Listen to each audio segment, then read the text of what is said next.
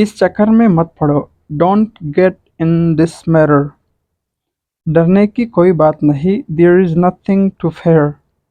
सुनकर अफसोस हुआ। Sorry to hear that. इस मसले से तुम दूर रहो। Stay out of this matter. मुझे कोई शक नहीं। I have no doubt. ये बहुत महंगा है। It's very expensive. बाद में मिलते हैं। Catch you up later. मैं बाल बाल बचा। I had a narrow escape. अपने दिल की बात कहो। Speak your heart. बेहतर है यहाँ से तुम चले जाओ। You had better leave from here. तुम बहुत कामचोर हो। You are so slacker. मुझे कोई सफाई नहीं चाहिए। I want no clarification. अगर वीडियो अच्छी लगी तो चैनल को सब्सक्राइब करें और कमेंट में अपना राय ज़रूर दीजिएगा। शुक्रिया।